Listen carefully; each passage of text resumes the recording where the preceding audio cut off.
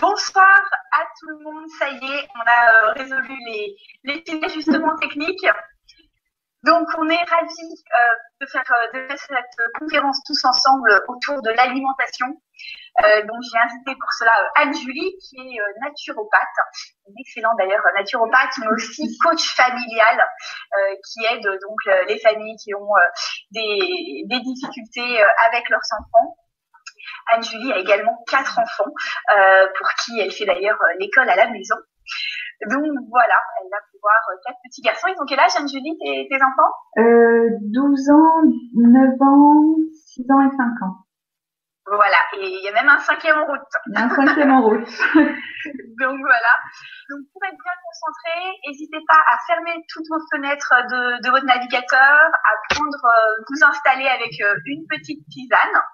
Et puis Anne-Julie va donc d'abord commencer à nous donner quelques clés, des erreurs à éviter pour que les légumes ne deviennent pas un blocage, les astuces pour que nos enfants les aiment et même celles qu'il faut mieux mettre en place dès le berceau.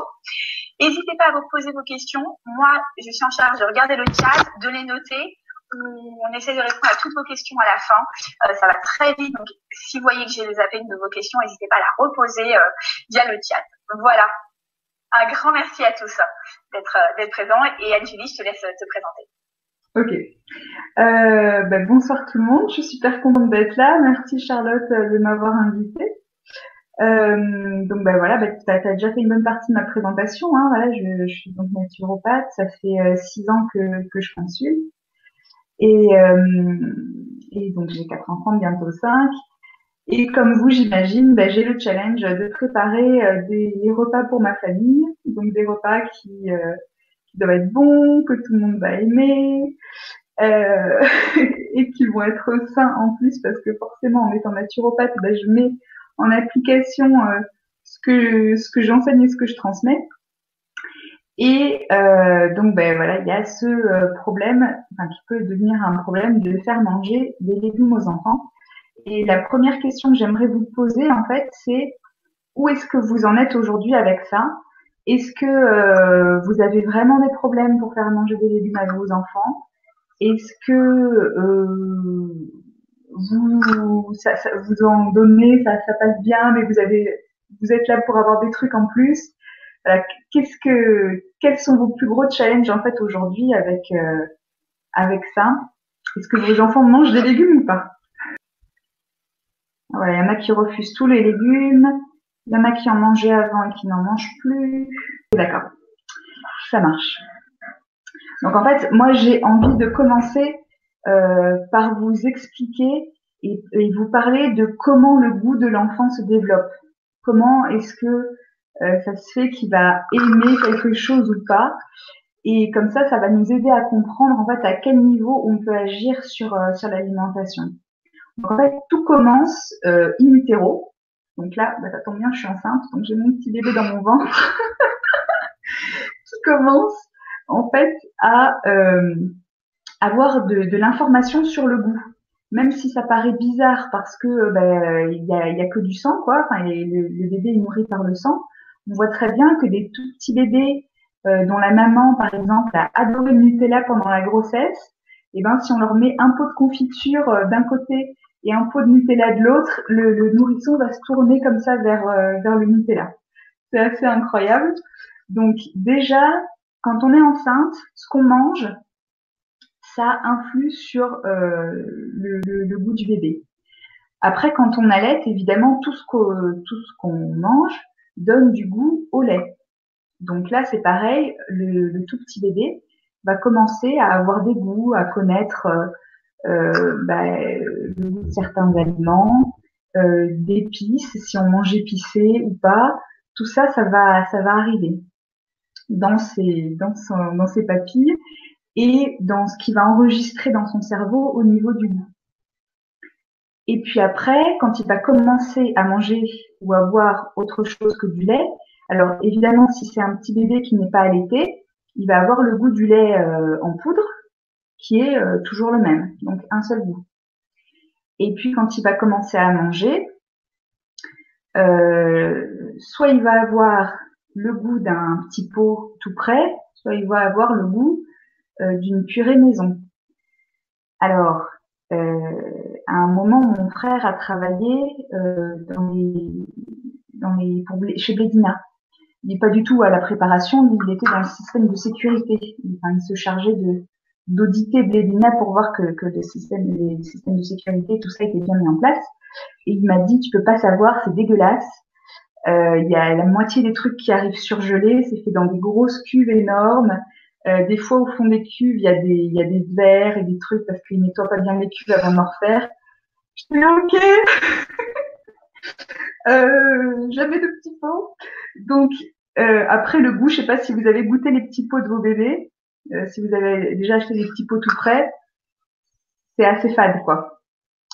Donc un enfant, un petit bébé qui va avoir que des petits pots comme ça, il va avoir aussi un goût voilà plutôt neutre. Alors que évidemment quand on fait un petit pot, un autre bébé par exemple qui va avoir un petit pot fait avec les légumes bio du marché par exemple, et si on rajoute genre des herbes, des épices, ça aura pas du tout le même goût.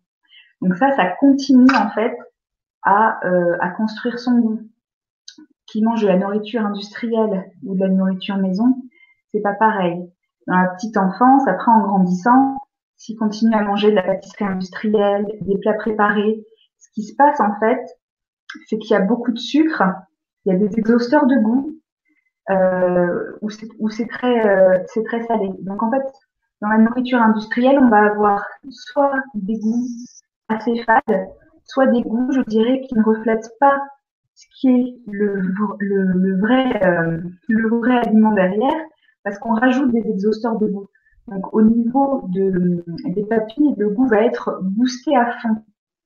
Donc par exemple, on le voit très bien, même nous en tant qu'adultes, quand on a l'habitude de saler à fond un plat, le jour où il n'y a pas de sel, on a l'impression qu'il n'y a pas de goût, parce que on est tellement habitué à avoir ce goût salé. Et c'est un petit peu pareil avec un enfant qui va être habitué à manger hyper sucré ou hyper salé ou des plats avec des exhausteurs de goût et des arômes artificiels.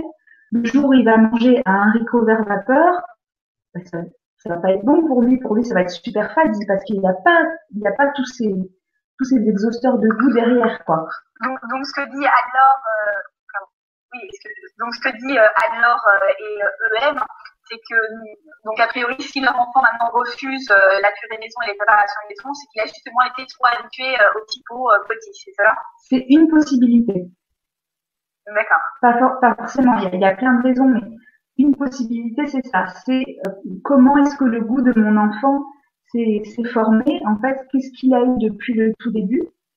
Et alors je dis pas que vous êtes une mère atroce si vous avez donné des petits pots Blédina à vos enfants. Je dis pas qu'aujourd'hui c'est pas rattrapable. Il y a des solutions, on va les voir plus tard, mais en fait ce que je veux c'est que vous compreniez comment est-ce que ça se fait qu'aujourd'hui votre enfant il va préférer une chose qu'une autre. S'il est tout le temps habitué à avoir du goût chimique, on va dire, le jour où il mange un truc naturel, et pour nous c'est pareil, hein, c'est exactement pareil. Voilà, je disais avec le sel, mais ça peut être avec autre chose. Si on a toujours l'habitude de manger une sorte de plat, vous prenez un Indien d'Inde qui a l'habitude de manger hyper pimenté avec du curry dans tous les plats, vous lui faites un super bœuf bourguignon, il va trouver ça fade. Et c'est normal parce que il est habitué à avoir un goût hyper fort, quoi. Donc tout ça, c'est des habitudes qui se prennent tout petit, mais qui peuvent aussi changer. Mais ça va prendre un peu de temps, c'est une question d'habitude. Donc voilà, dans l'idéal, évidemment, on va essayer de construire le goût de l'enfant depuis qu'il est tout petit. Maintenant, si ça a pas été fait, si ça n'a pas été possible ou quoi, il y a toujours des moyens de rattraper le tir et on va voir comment.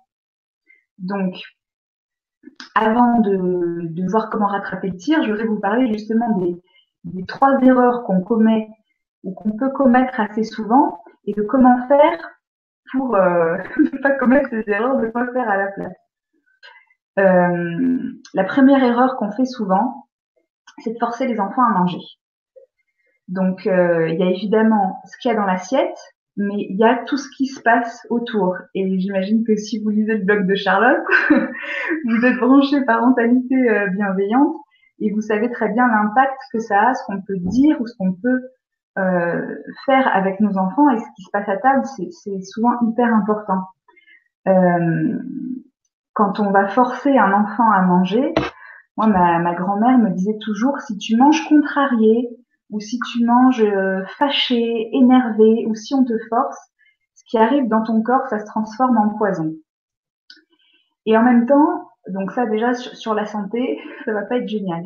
En même temps, l'enfant, quand on le force, ben, il va associer le fait de manger des légumes au conflit. Donc pourquoi est-ce que quand je mange des légumes, papa et maman ils se fâchent? Ou pourquoi est-ce qu'ils mettent tant d'emphase sur le fait de manger des légumes? Hein, il faut absolument que tu manges tes légumes, on dirait que c'est une question de vie ou de mort, quoi. Et l'enfant, pourquoi il y a tout ça alors que le jour où je mange des pâtes ou des frites, personne ne me dit rien, quoi. Donc, est-ce que ça serait pas plus sympa de continuer à manger des pâtes sans conflit et sans pression? Parce que même si on l'a dit, on met pas forcément les mots dessus, mais qu'on a absolument envie que notre enfant mange, lui, il le ressent, ça. Il ressent la pression qu'il y a derrière il faut absolument que je mange ce légume ou ce fruit parce que sinon, je sais pas ce qui va se passer, mais en tout cas, maintenant, ça la stresse. On peut pas, ça le stresse. Donc ça, il va le ressentir. Donc, les forcer, je dis pas les encourager fortement à goûter, parce que ça c'est quand même important. Je sais pas, un jour on fait des légumes qui t'ont jamais goûté, ben on va leur dire, ben, si tu goûtes, après si t'aimes pas, je t'oblige pas à finir ton assiette, mais je voudrais juste que tu goûtes. Moi j'ai souvent mon petit Raphaël de 5 ans, il est là, ah non c'est pas bon, c'est moisi, il me dit. Et je lui dis, écoute Raphaël, je veux juste que tu goûtes un petit goût. Et goûte un petit goût, ah non, en fait c'est bon. Et après il continue. Ou alors c'est pas bon, bon ben c'est pas bon, t'aimes pas, voilà. Mais ne jamais dire il faut absolument que tu finisses ton assiette. Il faut ça induit même des comportements après. Moi je le vois sur mon mari par exemple. On n'a pas du tout été éduqués de la même façon. Moi mes parents m'ont jamais forcé à finir mon assiette. Et lui par contre il fallait absolument finir son assiette. Il fallait manger quand c'était l'heure. Et du coup aujourd'hui, des fois il sort de table et il me dit ah tu vois là j'ai trop mangé, je me sens pas bien, j'aurais pas dû manger. Et je lui dis mais pourquoi t'as mangé? Il me dit mais je sais pas parce que c'était l'heure, c'était comme ça, fallait manger. Et en fait d'obliger les enfants comme ça à manger parce que c'est l'heure, les obliger à finir leur assiette, et ben ça crée après, en fait ça leur apprend n'écoute pas ton corps, tu manges parce que c'est comme ça. Et du coup, en grandissant, on garde ça, on mange parce que c'est comme ça, même si, en fait, on n'a pas faim, et on perd la notion d'écoute du corps et la notion de satiété aussi. Et donc, pour répondre à Alexandra et Julie, donc tu dis si jamais voilà il n'aime pas, bah, tant pis, il n'en mange pas. Donc à ce moment-là, qu'est-ce qu'il fait? Tu proposes toujours deux choses et donc il mange le riz qui est à côté, ou est-ce que tu lui fais du riz, ou comment ça se passe, hein? Mais ça, j'en parlerai après. D'accord, ok. J'en parlerai plus tard de justement ce qu'on peut faire dans ce cas-là. Enfin, après tout, je peux le dire maintenant pour répondre à cette question. C'est sûr que si l'enfant, on lui dit bon bah t'aimes pas les carottes, ok, je vais te faire des pâtes. Déjà, c'est hyper gonflant en tant que parent de devoir se lever de table, refaire bouillir de l'eau, faire des pâtes. Surtout quand on en a 5 comme toi. Ben voilà, à la limite, quand on a un enfant, bon, mais alors si on a un, il aime pas, et puis lui il veut des pâtes, et puis l'autre il veut des frites, et puis l'autre il veut des nuggets, c'est un enfant. Donc le truc c'est de dire ok, tu veux pas manger la soupe que j'ai faite, et ben tu prends une pomme ou une banane ou tu croques une carotte quoi. Et c'est la seule autre option.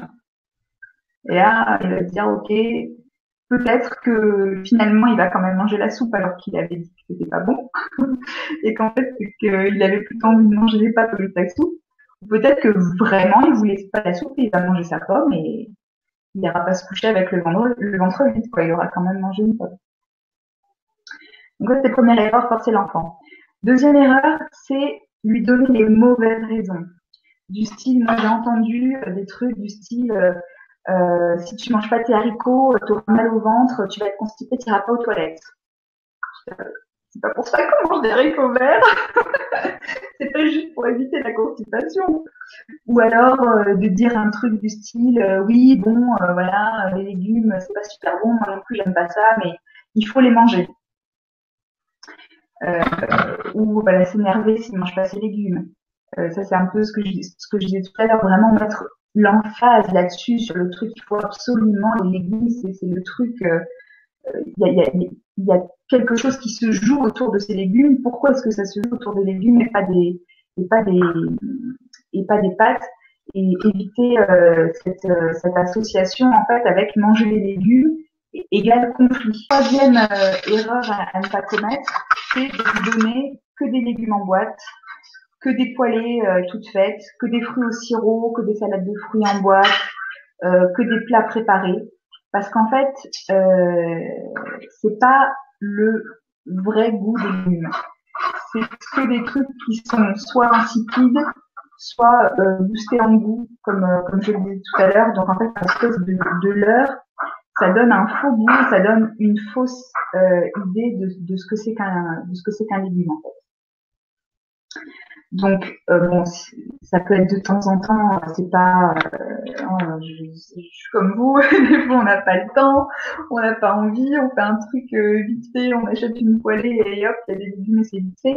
Mais il faut pas que ça soit systématique. Faut pas que ça devienne toujours le légume en boîte ou le truc qui est pas super bon, qui a plus de vitamines et qui devient, enfin, au niveau du goût, qui est ennuyeux, quoi. Enfin, moi, je trouve ça ennuyeux de manger des trucs en boîte qui n'ont aucun goût, quoi. Il reste juste de la fibre. En plus, au niveau nutritionnel, il n'y a pas vraiment d'intérêt. Donc voilà. Donc, on va venir au cas où votre enfant est déjà grand. Donc là, celui où je vous disais, on va essayer de rattraper le tir. Je vais aller dans l'extrême, dans la caricature. Hein. Voilà, il est habitué à manger des chips et du coca à l'apéritif, et puis coquillettes au beurre, jambon, yaourt pour les repas. En gros, il mange jamais de fruits, jamais de légumes. Voilà, partons de cet extrême-là.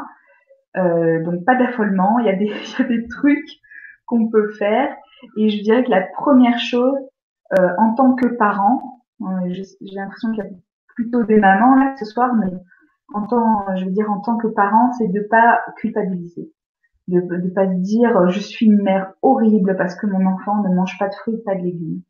On fait ce qu'on peut, on fait du mieux qu'on peut, et je suis persuadée que vous faites tout du mieux que vous pouvez avec vos enfants, avec les moyens que vous avez, avec la connaissance que vous avez. Aujourd'hui, on est tous pareils et il n'y a rien de catastrophique. Votre enfant ne va pas mourir parce qu'il ne mange pas de fruits et de légumes. Et il y a toujours moyen, voilà, de s'améliorer, de rattraper le tir. Et je crois que souvent cette pression qu'on se met en tant que mère pour être au top. Donc, j'étais en train de parler de Tristan. Donc voilà, il y a lui, donc il mange petite portion à midi. Et puis 2 heures après, il a faim. Il remange un petit truc, et puis 2 heures après, il a faim. Bon, voilà. Il est comme ça. Alors là, c'est typiquement le cas où il faut pas dire ah ben non, chérie, je suis désolée, mais c'est pas l'heure de manger, allez manger à la table. Parce que il peut avoir tellement faim qu'il a mal dans son corps, quoi. C'est vraiment un tempérament. Si vous avez un enfant comme ça, il n'y a pas que le vôtre. Rassurez-vous, il y en a plein d'autres. Et moi, j'avais même des copines adultes qui étaient comme ça. C'est-à-dire, on était en cours, à l'école quand j'étais à l'école en naturo, il y a quelques années de ça. Et l'intervenant disait bon, qu'est-ce qu'on fait? On fait une pause maintenant, ou comme on est sur le sujet, on continue pendant une demi-heure. Et là, il y avait Véronique qui disait ah, moi là, il faut que je mange, quoi. C'était vraiment ce besoin impérieux de manger parce que y a plus de réserve. En fait, il y a plus de réserve dans le corps, quoi. C'est des gens qui sont tout fins, qui ont zéro réserve, et il faut qu'ils mangent. Donc, ces enfants-là, eh ben, ils vont manger des petites portions comme ça plusieurs fois dans la journée. Donc, évidemment, on va essayer de laisser à disposition des trucs plutôt sains, c'est-à-dire que moi, quand il revient de grignoter, il a le droit de manger du pain des fleurs ou une galette de riz ou un fruit ou un légume à croquer ou des noix et des fruits secs. C'est ça ce qu'il va manger entre les repas. Par contre, j'ai le troisième, Elliot. Alors lui, au petit déjeuner, il va manger pas grand-chose. À midi, il va manger un énorme repas. À 4 heures, il n'a pas faim, il goûte pas. Et le soir, il se refait un gros repas. Là, c'est pareil. Je vais pas lui dire, ah ben non, Elliot, c'est le petit déjeuner, il faut que tu manges. Il a pas faim, il a pas faim. Et ça lui pose aucun problème. Lui, il vit avec 2 repas par jour. Ça lui va très bien. Donc, laissez l'espace à votre enfant d'être comme il est au niveau de l'alimentation. Observez-le pour voir comment il fonctionne et adaptez-vous à son fonctionnement. Alors, si vous avez 6 enfants et qu'ils ont 6 fonctionnements différents, eh ben, ça demande un peu plus d'observation et de boulot que s'il n'y en a qu'un. Mais moi, je trouve ça vraiment important pour eux, en fait, sur déjà comment ils se sentent et sur le fait qu'ils sont en train de construire dans leur enfance la différence entre j'ai faim et j'ai envie de manger, l'écoute des ressentis de leur corps, de ce qui se passe. Pour moi, ça c'est important en fait qu'ils aient la place d'exprimer ça, d'expérimenter ça et de mettre ça en place. Donc déjà, voilà, première chose, observez-les et laissez-les faire. Si à un moment ils n'ont pas faim, eh ben, c'est pas grave. Ils mangeront quand ils auront pas, vous inquiétez pas, ils vont jamais se laisser mourir de faim, les enfants. Hein. Mais j'ai que des enfants, ils se laissent pas mourir de faim. Donc, ça aussi, en fait, moi je ne les force pas. Et j'ai remarqué que de eux-mêmes, ils se faisaient ce qu'on appelle en naturopathie des monodiètes. C'est-à-dire qu'à certains moments de l'année, souvent au changement de saison, on fait des petites cures pour aider le corps à se nettoyer. Et donc la monodiète, mono un seul, diète alimentation, on ne mange qu'un seul aliment. Par exemple, pendant 1 à 3 jours, on va manger que des pommes, ou que des carottes, ou que du riz complet. Et en fait, il y a certains de mes enfants qui font ça naturellement. Et c'est assez génial de l'observer faire. C'est-à-dire que, par exemple, Tristan, quand chez mes parents, il y a plein de framboisiers, et quand c'est la saison des framboises et qu'on est chez mes parents, eh ben, il mange rien à table. Alors, des fois, il est là pour le côté social d'être à table avec tout le monde, mais il ne mange rien. Et par contre, toute la journée, il est dans les framboisiers en train de manger des framboises. Eh ben, très bien.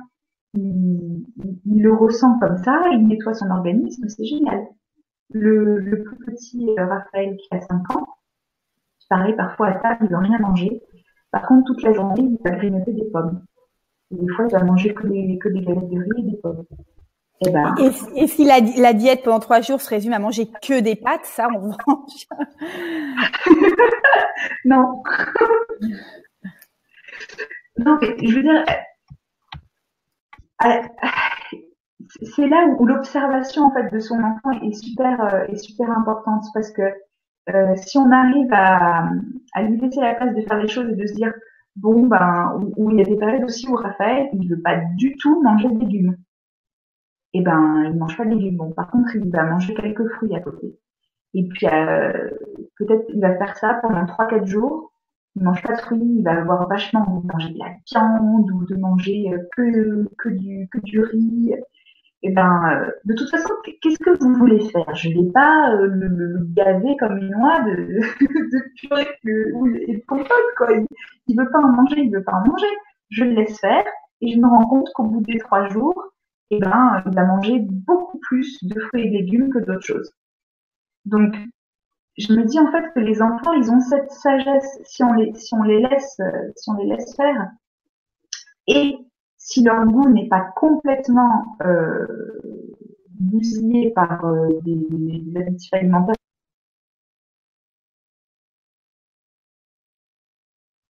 Tac. Donc je disais, si on les laisse faire et si leur goût n'est pas bousillé par des exhausteurs de goût et des additifs alimentaires, normalement ils ont cette sagesse de savoir ce qui est bon pour eux et ils vont naturellement vers ce qu'ils aiment, quoi. Donc des fois non. Alors si évidemment ils disent bah non, moi je vais manger que des gâteaux et des bonbons, là c'est pas bon, on va pas laisser faire, quoi. Mais essayez quand même de faire ça, d'essayer d'observer vos enfants, de voir comment est-ce qu'ils fonctionnent et vers quoi ils iraient naturellement. Ensuite, c'est à vous aussi de montrer l'exemple. Parce que si vous n'aimez pas les fruits et légumes, que vous n'en mangez jamais, et que c'est la grosse corvée pour vous de cuisiner et tout ça, les fruits et légumes, votre enfant, il n'est pas fou, il va très bien le ressentir. Et pourquoi est-ce que lui, il irait s'embêter et s'infliger le même sort que vous? Il y a aucune raison qu'il fasse ça.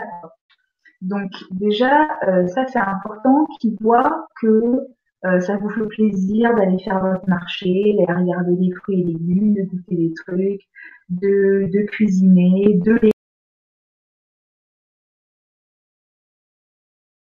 Donc ça aussi c'est hyper important. Autre point. Je suis désolée, j'essaye de remettre les images. Malheureusement, ça fonctionne pas beaucoup. Hop. Non, je sais pas pourquoi. La l'image. Là, moi, je te vois et je te vois. Ouais, mais ton image, toi, est bloquée depuis quelques minutes maintenant. Mais bon, écoute, on va tenter comme ça. J'enlève ma caméra et je la remets des fois que...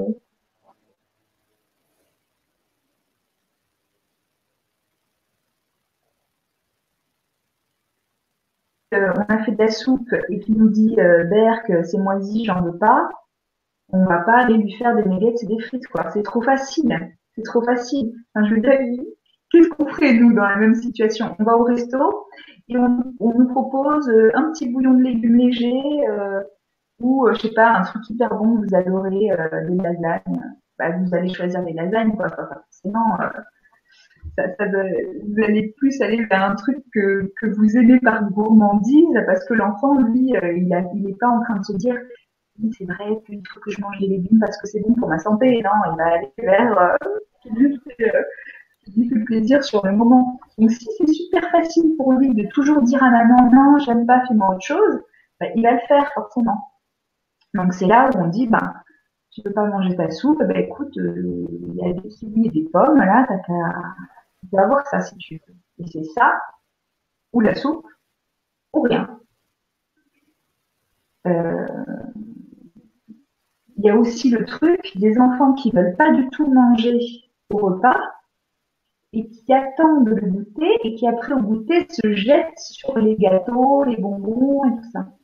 Alors ça, c'est arrivé pas avec un de mes enfants, mais avec une petite que ma mère gardait et elle faisait ça. Et je lui dis, écoute, pour goûter, tu lui redonnes son assiette de midi qu'elle n'a pas mangé parce qu'elle peut pas faire ça indéfiniment, quoi.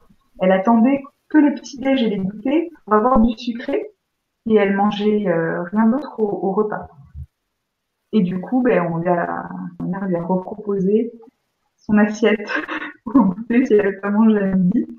Et elle a fini par remanger ses plats, quoi. Parce qu'il y a, évidemment, je vous disais, c'est important que l'enfant aille vers ce qui est bon pour lui, ce qu'il sent et tout. Mais là, quand il est en train de vous mener par le bout du nez, il ne faut pas non plus se laisser faire, quoi. Et vous, en tant que parent, vous êtes le mieux placé pour connaître votre enfant, savoir comment il est.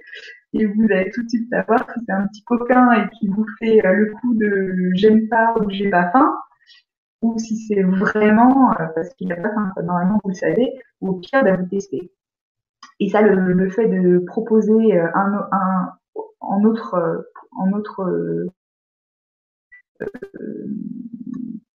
en seule autre option un fruit ou un légume, vous allez vite le voir.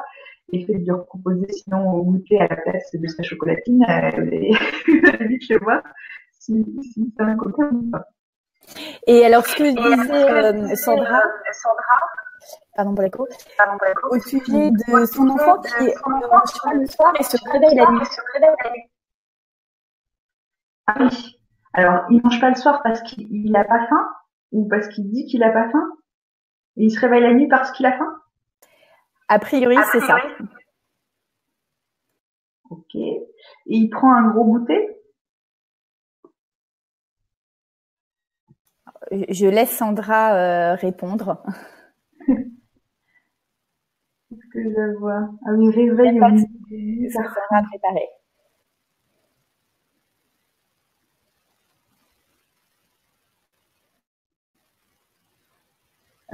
Tu la vois, toi, sa réponse? Moi, je la vois pas, là. Oui, donc non, pas de gros goûter, mais il n'aime pas le soir ce qui a été préparé. Résultat, il ne mange pas parce que j'imagine que Sandra lui donne pas autre chose que les légumes qu'elle a préparés, et il se réveille donc la nuit parce qu'il a faim. Punaise. Alors là, ouais, non, là, c'est pas possible, quoi. Enfin, j'imagine que pour toi, c'est super pénible. Et pour lui aussi, parce que, ou elle, je sais pas si c'est un garçon ou une fille, c'est ça. Parce qu'il est fatigué le lendemain, quoi. Donc là, déjà, il faut parler avec ton enfant et lui dire, écoute, chérie, pour moi, c'est pas possible de me réveiller la nuit, je vais pas me lever pour te faire à manger. Toi, ça te fatigue aussi. Il faut bien trouver une solution pour que tu puisses manger quelque chose le soir, quoi. Et là, faut négocier. Je sais pas quel âge elle a. Une fille, quel âge elle a ta fille, Sandra? Est-ce qu'éventuellement elle peut peut-être négocier un légume qu'elle aime bien, que sa fille aime bien le soir, ou comment? Selon l'âge, on peut négocier. Quand ils sont tout petits, c'est hyper dur de négocier. 2 ans et 2 mois. Ah oui. Elle est petite. Mais essaye de négocier avec elle un truc qui te convienne à toi et qui lui convienne à elle pour le soir. Du riz, par exemple. Elle mange seulement des épides. C'est quoi ça? Des épinards? C'est bien les épinards. Oui. Je sais pas si c'est ça. Je vais vous écrire. Enfin, de toute évidence, c'est une petite faute de frappe. Épinards. Épinards comme avec un morceau de pain. Et voilà. Et après ça, elle se réveille, elle a encore faim. Peut-être que Sandra essaie de lui faire manger d'autres légumes le soir, donc elle les mange pas. Et à la limite, si elle mange que des épinards et un petit bout de pain, moi je dirais c'est déjà ça. Parce que dans la journée, elle va avoir autre chose que des épinards, quoi. Et puis, moi, je pense que elle va pas manger des épinards tous les soirs indéfiniment. Il y a bien un moment où elle va en avoir marre et où elle va passer à autre chose. Mais à la limite que des épinards et du pain, pourquoi pas? C'est déjà ça. Si t'arrives du coup, est-ce que elle se réveille pas la nuit? Et sinon, mais faut négocier avec l'enfant un truc. Alors, par exemple, ce qu'on peut faire aussi, s'il y a un repas qu'il aime bien ou un truc qu'on sait qu'il va manger, je sais pas moi, des nuggets et des frites, et que à côté on a fait une salade verte ou une salade de carottes, et qu'on sait très bien qu'il va manger que les nuggets et les frites et pas la salade de carottes, et bien on sert les crudités avant et on lui dit, ben écoute, pour qu'il y ait de la place dans ton assiette pour manger les nuggets et les frites, faut que tu aies mangé toutes les carottes. Essayer de trouver à quelque chose de logique plus qu'une menace. Et oui, voilà, c'est ça, on va pas les menacer pour les carottes, mais de toute façon, si on veut qu'il y ait de la place dans l'assiette pour mettre les nuggets et les frites, faut qu'il y ait plus les carottes. Donc, leur faire manger un fruit ou un légume avant une pizza ou avant voilà, un truc qu'ils aiment bien, ça peut les motiver aussi à manger des légumes. Après, le truc un des trucs qui marche bien, c'est de les impliquer dans la préparation. Donc on va aller faire le marché avec eux, on va leur apprendre. Je me rends compte que c'est dingue le nombre d'enfants qui connaissent toutes les marques de céréales, de ketchup, de jambon, de tout ce que vous voulez, et qui font pas la différence entre du céréal et un poireau, quoi. Donc leur apprendre le nom des légumes, déjà qu'ils sachent ce que c'est, qu'ils puissent le voir. Soit il y a de la libre cueillette, des fois ça c'est super sympa d'aller carrément cueillir. Souvent c'est des fleurs, donc c'est facile de leur faire manger ça. D'aller cueillir avec les enfants ou de les emmener au marché et qu'ils puissent voir à quoi ça ressemble un vrai légume en entier, quoi. Pas juste des petits bouts déjà tout prêts dans leur assiette. Qu'ils puissent participer aussi à la fabrication des repas. Il y a plein d'enfants qui sont hyper contents d'aider en cuisine et qui du coup veulent absolument manger ce qu'ils ont préparé, parce que quand même c'est eux qui l'ont fait et qui sont tout fiers. Donc ça, dans plein de cas, ça marche super bien. Et alors mon petit neveu là, il est trop mignon. Il a pas encore 2 ans, il commence à parler. Et bon, ma sœur est végane, alors c'est sûr que c'est assez facile de lui apprendre les fruits et les légumes, mais il connaît tous les noms des fruits et des légumes parce que quand ma sœur cuisine et qu'il est là à côté, alors il dit ail, oignon, pommes de terre, il est trop chou. Et il apprend comme ça tous les noms. Et ça peut devenir carrément rigolo en fait d'apprendre les noms des légumes, d'aider les enfants à couper, de les faire vraiment participer, qu'ils comprennent ce qu'ils ont aussi dans leur assiette, quoi. Donc les faire goûter aussi, hyper important quand il y a un nouveau légume ou un nouveau fruit qu'ils ne connaissent pas, les faire goûter. S'ils n'aiment pas, c'est pas grave, mais on va le reproposer. On va le reproposer plusieurs fois, peut-être jusqu'à ce qu'il s'habitue, jusqu'à ce qu'il s'habitue au goût. On peut le proposer aussi sous différentes formes, quoi. Alors sur les formes des légumes qui passent bien, il y a les soupes. Alors les soupes maison. Moi aussi, ça, je me suis rendu compte de ça. Il y a plein d'enfants qui n'aiment pas les légumes. Et moi, quand je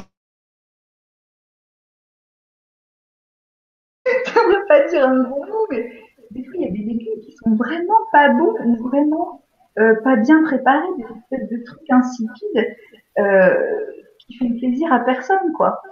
Quand on fait une super bonne soupe maison, c'est quand même essayez ne me croyez pas sur parole, et essayez quoi. Allez vous acheter des super bons poireaux bio, faites-vous une bonne soupe maison poireaux pommes de terre. Ça n'a rien à voir avec une soupe en briques que vous allez acheter au supermarché, quoi.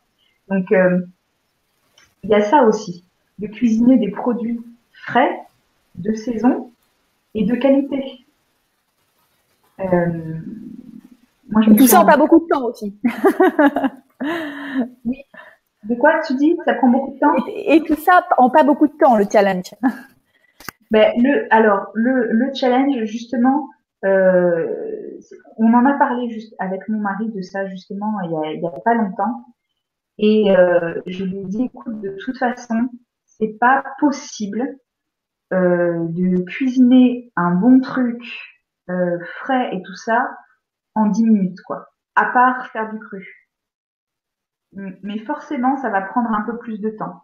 Alors après, il y a aussi le truc de se dire, bah voilà, le soir, je suis super pressée, je veux que ça aille vite parce que les enfants sont énervés. Nanana. Pourquoi pas leur donner un petit truc à grignoter, je sais pas, des bâtonnets de carottes, des bâtonnets de concombres, un quartier de pommes, une compote, n'importe quoi, pour les faire patienter et peut-être les faire participer à la préparation du repas ou qu'ils puissent être là à côté, pas forcément se dire bah voilà, c'est maman qui est toute seule dans la cuisine, elle veut vite faire un truc pendant que les enfants sont en train de sauter sur le canapé à côté et qu'on est super stressé et il faut trouver un moyen en fait de inclure, soit de les occuper voilà, chacune de toute façon va avoir des configurations de famille, de temps et tout ça différentes, donc c'est à chacune de voir. Mais oui, forcément, ça va prendre du temps. Ça va prendre un peu plus de temps que d'acheter un truc tout prêt ou d'acheter un truc insipide. de cuisiner des légumes frais. Mais franchement, au niveau du goût et au niveau de la teneur en vitamines et minéraux de ce que ça peut apporter à la santé, ça n'a rien à voir. Ça n'a rien à voir. Donc moi je dirais que ça vaut le coup, que ça vaut largement le coup. Donc j'ai voilà une bonne soupe maison, ça marche super bien, ça passe bien. Les gratins de légumes en général, vu qu'il y a de la crème et du fromage râpé dessus, ça passe mieux. Tout ce qui est tarte, style une quiche ou une flamiche au poireau avec des légumes. Les petits chaussons aussi, ça marche pas trop mal, ça passe bien.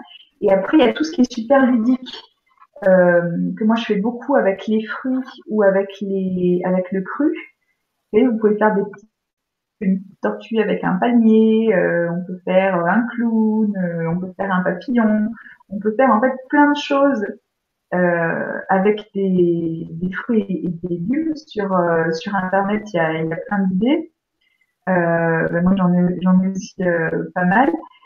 Et donc soit moi je fais déjà les assiettes comme ça, rigolotes, que je leur sers, soit je mets plein de fruits déjà coupés et chacun à table se prend ses fruits et fabrique son petit bonhomme ou se fait son papillon. Enfin chacun fait ce qu'il a envie de faire en fait dans son assiette.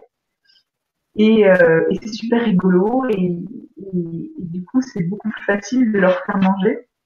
Donc ça peut peut-être répondre à la question de Stéphanie, Sandra et Zouneb, où leurs enfants ont du mal avec les nouvelles choses, à leur faire goûter des nouvelles choses et ils mettent tout de côté. Ça peut faciliter la curiosité. Ouais, de jouer en fait. Alors, on dit toujours qu'il faut pas jouer avec la nourriture, mais là pour le coup en fait de faire quelque chose de ludique comme ça, ça marche bien quoi. Puis si le nez du clown c'est une framboise et qu'il a jamais mangé de framboise, ben il va avoir envie de manger le nez du clown. Donc ça marche bien avec les petits, avec les grands, il va falloir trouver autre chose, mais ça peut être une bonne solution quoi.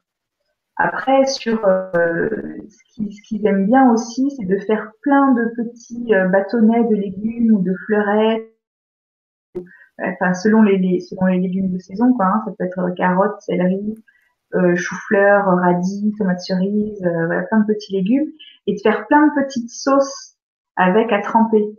Du style, moi j'aime bien mixer de la betterave cuite avec soit de la saujade, soit du fromage de chèvre. Ça fait une petite trempette. Ça peut être de l'houmous. Donc l'houmous, si ça vous parle pas, c'est des pois chiches mixés avec un peu d'huile d'olive, du citron, de l'ail. On peut faire des petits pestos d'artichaut, de la sauce à base de crème, de graines de tournesol qui a le goût du boursin mais qui n'est pas du boursin. Donc on peut faire plein de petites sauces colorées, c'est super coloré, c'est super agréable et en fait voilà chacun va aller tremper ses petits bâtonnets dans les petites sauces. Alors on a envie d'essayer toutes les sauces avec on a envie d'essayer toutes les possibilités de légumes à tremper dans les différentes sauces.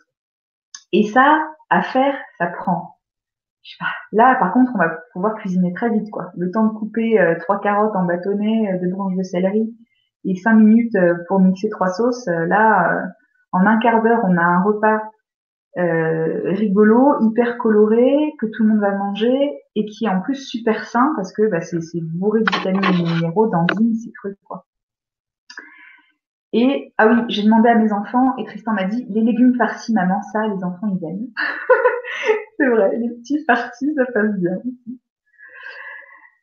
Dernière astuce, forcément, faites le tour de vos placards quoi. Si vos placards et votre frigo est rempli de Nutella, de chocolat, de bonbons, de gâteaux, forcément, vous allez les manger. Forcément, les enfants vont les manger.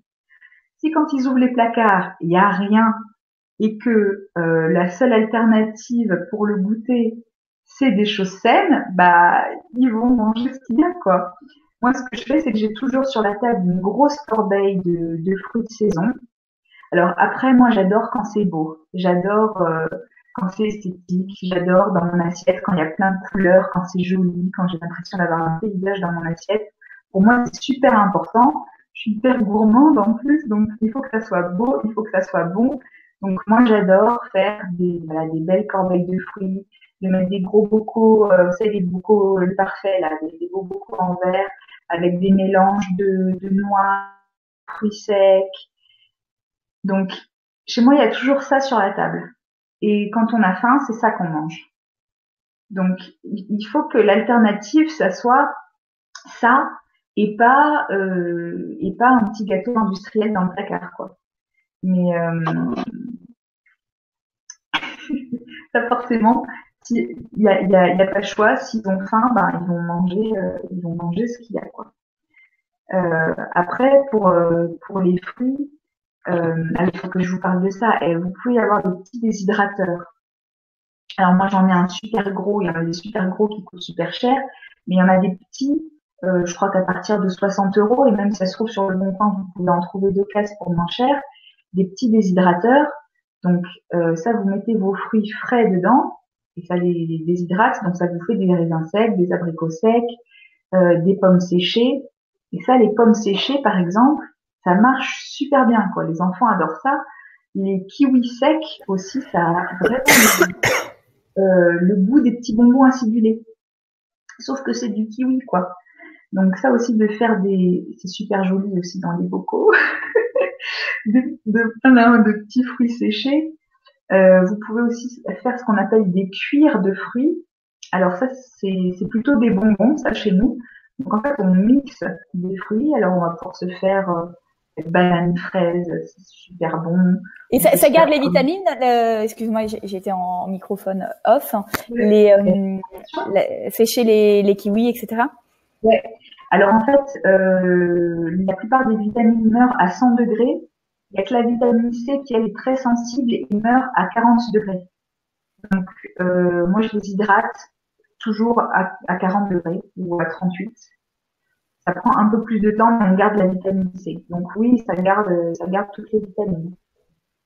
D'accord. Et ça déshydrate entre 8 heures. Alors pour le kiwi à 40 degrés, il faut la nuit, quoi. Ça prend un peu longtemps. Mais bon, on en fait des grosses quantités, puis après ça se garde un an, quoi, un fruit déshydraté. Donc il faut y aller quand c'est la saison. On va chez les producteurs, on achète une grosse caisse de pommes pour pas cher et on fait ça en grande quantité et on stocke. Et donc les cuirs de fruits, voilà, on va mixer. Moi j'aime bien mettre deux fruits ensemble. Donc ce qui est mon préféré, c'est banane fraise. Et donc ça fait une purée qu'on étale sur un papier de cuisson dans le déshydrateur et on fait déshydrater. Et ça fait comme une pâte de fruits en fait très très fine, un petit rouleau. Ça s'appelle un cuir de fruits, c'est pas très beau le nom. Et ce petit rouleau très fin de pâte de fruits, on le roule. Et après, au ciseau, je le coupe et ça fait des petits bonbons.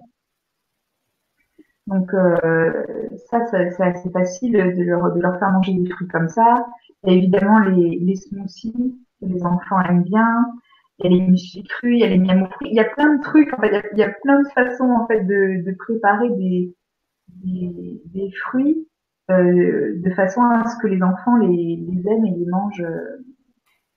Mais d'ailleurs, tu as toi des recettes de choses, il me semble, justement sur Internet. Ouais. Je voulais en parler juste après. Là, je voulais parler des 5 habitudes. J'ai le temps là? J'ai encore combien de temps? Bah, peut-être parle juste de tes recettes et puis on reparle des 5 habitudes juste après. Ok, ça marche. Donc oui, on en a parlé. Forcément, ça prend un peu de temps. Et moi, en fait, ce qui s'est passé, je sais pas comment vous vous organisez, mais moi, ça m'a pris en fait vachement de temps de me dire bon, alors il faut que mes enfants et ma famille, on mange 50% de fruits et légumes de saison. Évidemment, j'ai pas envie que ça soit toujours les mêmes recettes. Est-ce que les enfants vont aimer, pour que ça soit des trucs que les enfants et mon mari vont aimer. Moi, je mange de la viande qu'une fois par mois à peu près, donc le reste, que ça soit équilibré en protéines végétales. Où est-ce que je vais les trouver? On est pratiquement intolérant au gluten, donc des recettes sans gluten. Je vais être sûr qu'il n'y ait pas trop d'œufs, varier les apports, penser à faire du cru, amener suffisamment d'oméga 3 pour le système nerveux de mes enfants. Je veux qu'il y ait des super aliments pour les vitamines, les antioxydants. Enfin, bon, ça a été le casse-tête chinois, en fait, de faire en sorte qu'il y ait tout ça, que ce soit donc varié, bon et sain. Et donc je passais des heures et des heures à faire mes menus toutes les semaines. Et puis voilà, après, une fois que les menus sont faits, une fois qu'on a les recettes, il y a juste à faire la liste des courses et puis aller cuisiner et puis c'est bon, quoi. Et en fait, je me suis dit, mais punaise, vu tout ce temps que tu as passé à équilibrer tes menus, à les faire tester à la famille et tout, c'est trop bête de garder ça que pour toi. Et j'ai eu envie de le partager en fait avec d'autres mamans. Donc en fait j'ai créé ce que j'ai appelé les recettes des 4 saisons. Donc en fait c'est mes menus à moi à la base. Hein. C'est mes menus à moi qui ont été testés par la famille, les amis, les invités et tout ça, par saison, par les enfants évidemment. Et à ça, j'ai ajouté 3 cours de nutrition. Parce que, évidemment, moi, en tant que naturo, je comprends et je sais pourquoi j'ai fait mes menus comme ça. Mais je trouvais ça intéressant aussi que les autres mamans qui allaient se servir de mes menus puissent comprendre qu'est-ce que c'est qu'une protéine végétale, où est-ce que je vais la trouver, pourquoi les acides gras c'est important, alors que moi, je crois que le gras, ça fait grossir, alors que non, ça nourrit le cerveau. C'est super important d'en avoir de bonne qualité. Qu'est-ce que ça veut dire un acide gras de bonne qualité? Comment est-ce que je peux équilibrer les menus pour ma famille? Si j'en ai si j'ai un enfant de tel tempérament et un enfant d'autre tempérament, pourquoi est-ce que leur alimentation va être différente? Et enfin, tout ce qu'il y a à comprendre en fait derrière l'alimentation. Donc j'ai fait 3 cours avec. Donc ça s'appelle formation nutrition, mais il y a plus de concret que de formation finalement dans mon truc, parce que finalement voilà, en hiver vous avez tous les menus qui sont là, je clique dessus, voilà, donc en fait c'est des PDF, hein. Donc vous cliquez sur les menus de 1 et ça vous met une première série de menus téléchargés directement sur votre ordinateur. Donc ça veut dire que vous pouvez les imprimer. Enfin, je sais pas comment vous fonctionnez. Si vous avez envie de les avoir sur votre tablette, vous pouvez les avoir sur votre tablette dans la cuisine. Moi, j'aime bien les avoir sur papier dans un porte-vue. Vous pouvez soit les garder sur votre tablette, votre smartphone, votre ordi, soit les imprimer aussi. Et après les menus,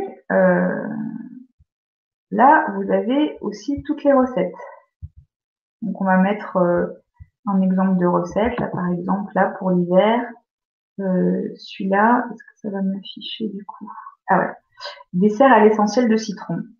Voilà, ça c'est un petit dessert super sympa, hyper bon que moi j'adore. Sans lait, sans gluten, au citron. Donc voilà, à chaque fois vous avez toutes les recettes qui sont détaillées comme ça, et vous avez la même chose pour toutes les saisons en fait. Parce qu'évidemment on n'a pas accès aux mêmes fruits, aux mêmes légumes à toutes les saisons. Donc pour le printemps, pour l'été, pour l'automne, vous avez à chaque fois des menus et des recettes différentes. Et puis là, il y a le premier cours de nutrition. Donc là, voilà, il y a introduction, l'eau, donc l'importance d'avoir une eau de qualité, comment la choisir et tout ça, les acides gras, les modes de cuisson, évidemment, hyper important.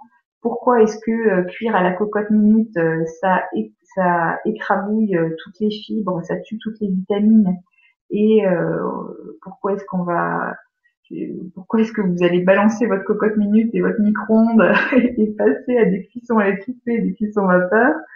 Tout ça, c'est dans les modes de cuisson. Comment trouver des protéines végétales? Aujourd'hui, c'est la grosse mode d'être végétarien, d'être vegan. Ok, mais bien souvent, la question des maris, c'est oui, non, mais moi, j'ai besoin de protéines. Eh ben oui, il y a des protéines dans le végétal. Comment les trouver? Comment les équilibrer?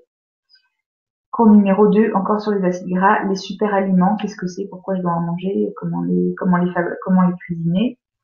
L'équilibre alimentaire, comment se équilibre l'alimentation sur une semaine. Et puis après, je parle de trucs un peu plus spécifiques comme l'alimentation cétogène et puis choisir ses aliments selon les tempéraments hippocratiques. Donc ça, c'est en fait selon ma façon de fonctionner, quels aliments vont être bons pour moi. Donc, voilà ce que vous allez pouvoir avoir dans cette formation nutrition.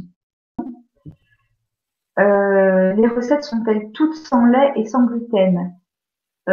Sans lait, ça, c'est clair que oui. Il y en a peut-être 2 ou 3 où il y a du gruyère râpé, mais sinon c'est sans lait. Sans gluten, quasiment. Après, oui, c'est sans lait et sans gluten parce que moi je mange comme ça. Après, rien ne vous empêche, si vous avez envie de manger du lait et du gluten, de remplacer les laits végétaux des recettes par du lait vache et de remplacer les farines de riz, de sarrasin, de petit épeautre, de châtaigne des recettes par de la farine de blé. Ça, c'est tout à fait possible, quoi. Nous entendons Anne-Julie, mais pas Charlotte. Bah oui, Charlotte, je sais pas, elle est perdue. Alors, comment a-t-on accès aux recettes? Eh ben, c'est Charlotte qui doit vous mettre l'accès. Alors, moi, je vais toujours, en tout cas, vous dire ce que j'ai fait pour vous. C'est que, normalement, Charlotte, elle va vous mettre cette page-là. Alors, je vais vous la remettre en partage d'écran. Hop. Je vais repartager mon écran.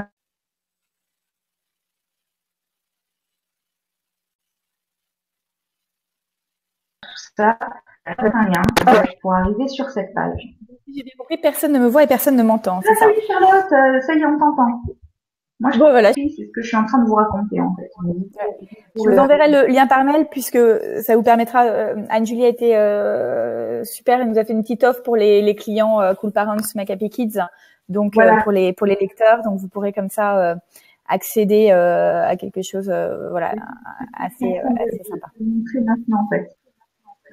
Justement l'offre que j'ai fait pour vous. Voilà, clouer le bec au maman, qu'est-ce qu'on mange ce soir? Je sais pas vous, mais moi, mes garçons, dès qu'ils arrivent à la maison, c'est ça. Maman, qu'est-ce qu'on mange? Et alors là, du coup, vous n'avez plus la question à vous poser parce que vous avez déjà tous les menus qui sont faits et toutes les recettes qui sont faites.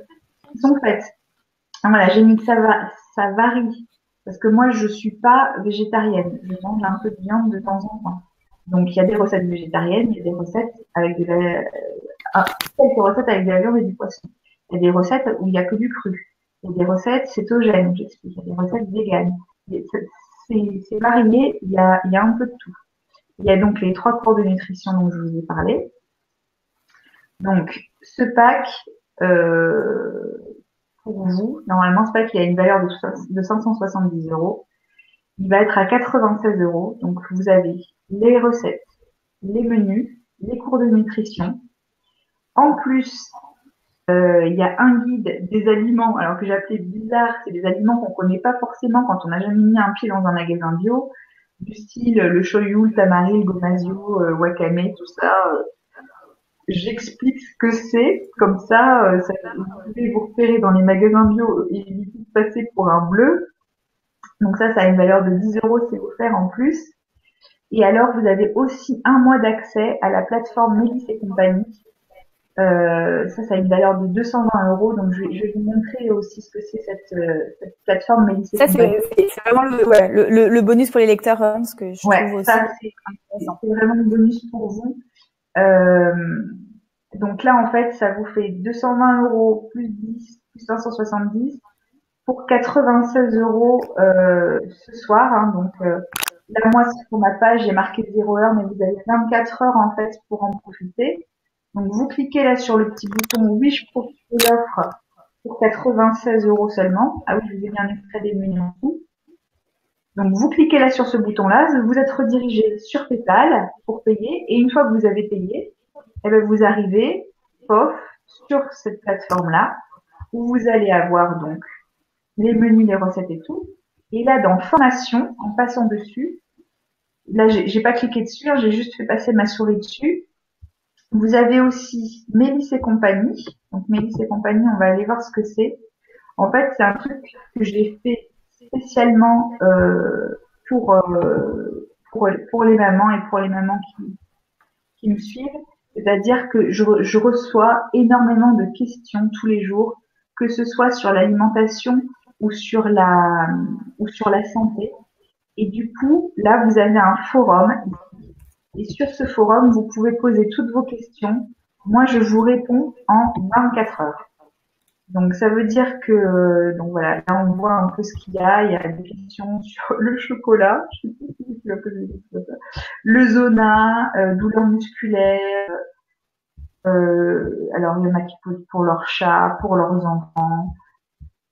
Il y a plein de fils de discussion que j'essaye de trier de temps en temps pour qu'on s'y retrouve. Il y a des questions en nutrition aussi. Donc, le fait que je réponde en 24 heures, ça peut être intéressant quand c'est un truc, quand vous avez une question du style, mon fils a une otite, qu'est-ce que je peux faire rapidement. Mais ça peut être aussi des questions, bien sûr, sur l'alimentation. Là, on a aussi sur la nutrition. Il y a des tisanières. Alors, qu'est-ce que c'est que les tisanières? Eh ben, c'est un webinaire mensuel. Donc là, moi, je vous mets un accès d'1 mois. Donc, vous allez avoir la tisanière du mois prochain, plus les replays des dernières tisanières.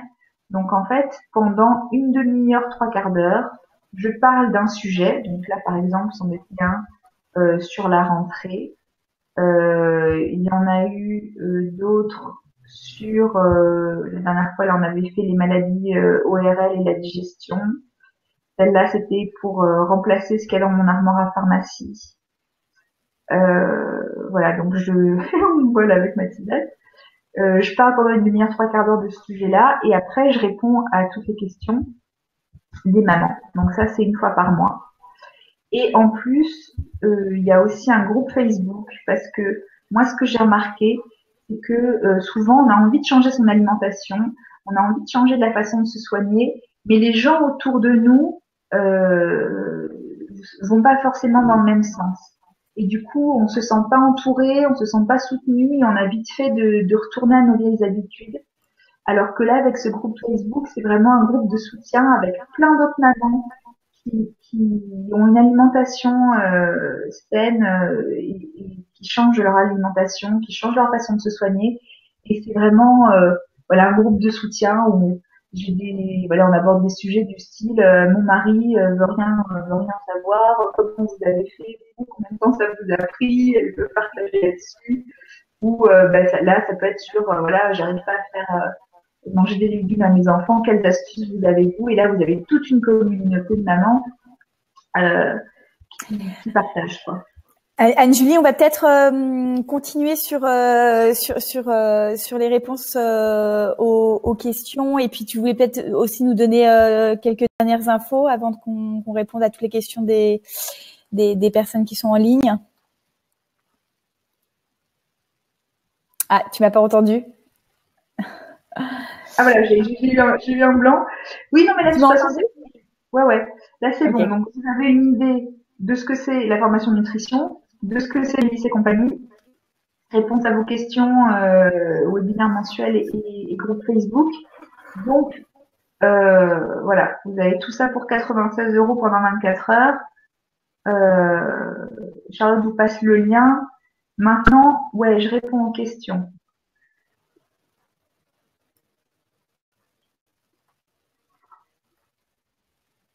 Alors, donc, pardon, excuse-moi. Donc, sur les questions, il y avait une question de plusieurs personnes qui sont assez communes, notamment de Sarah qui avait un souci avec les bâtonnets de légumes, car le dernier trempé dans la sauce, léchait la sauce, mais ne mangeait pas le légume.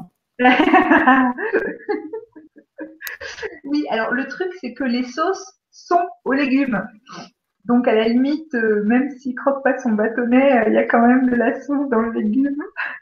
Tu vois, si tu fais une trempette à la betterave, par exemple, ou aux artichauts, eh ben, il aura le légume dans la sauce.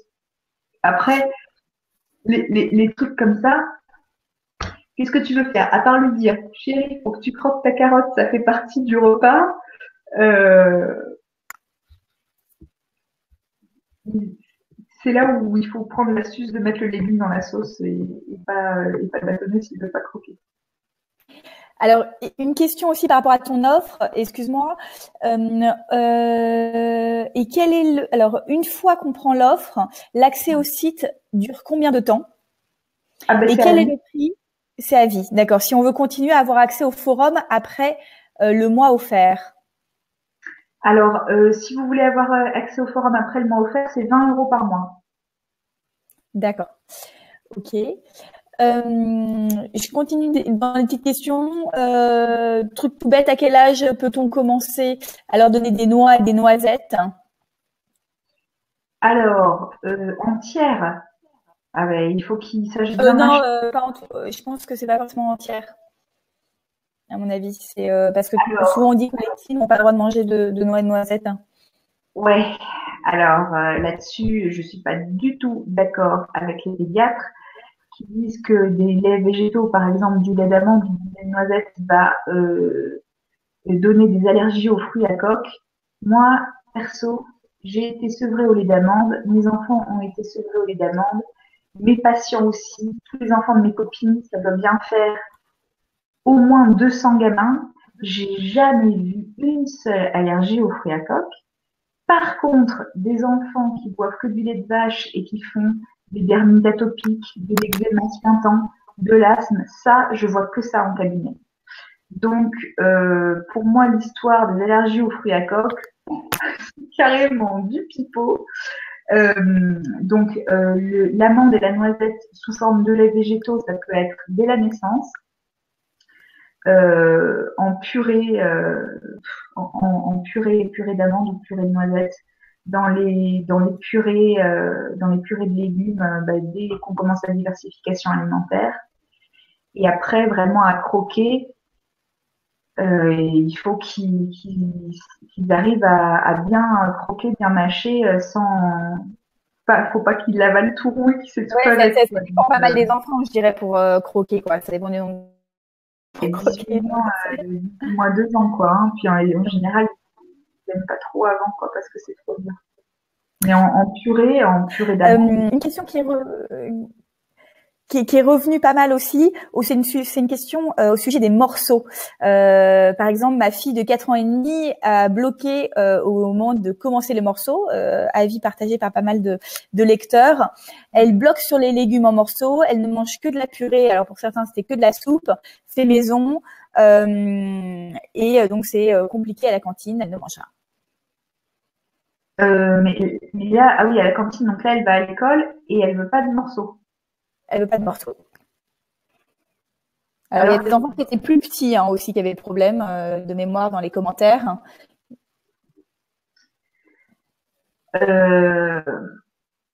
Alors là, donc c'est pour rattraper le tir maintenant.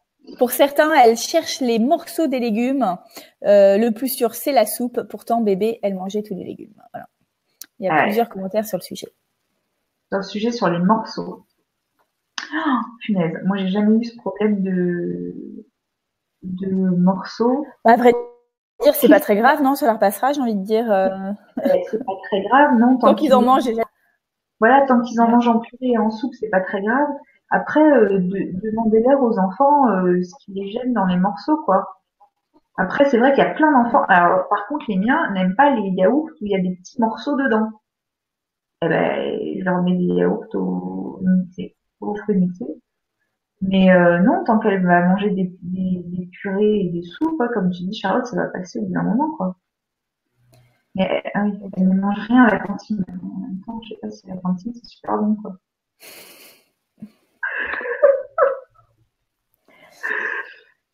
Euh,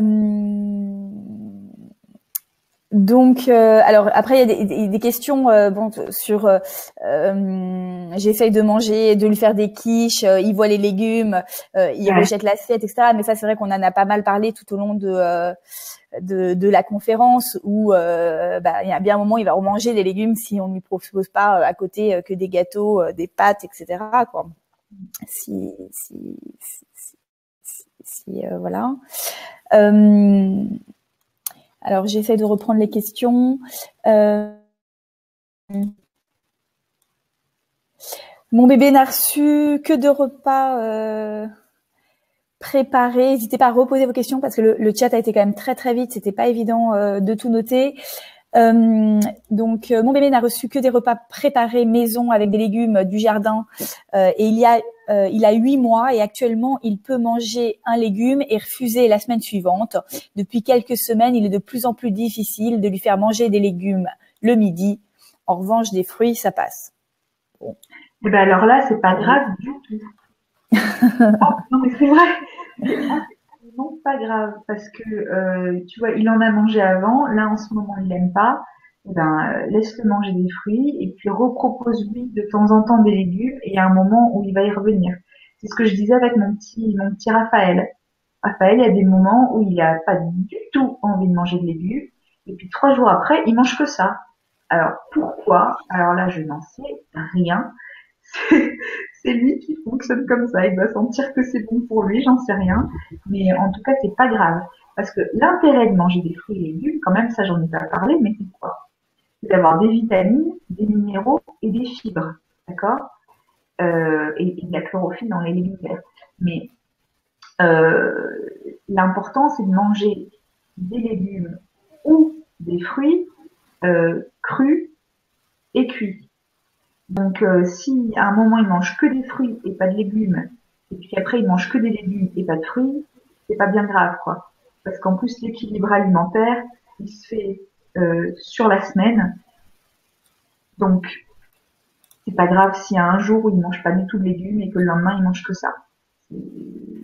Ok. Si tu as mangé à McDo à midi, et ben le soir vous faites une soupe et une compote, et puis voilà, c'est pas dramatique.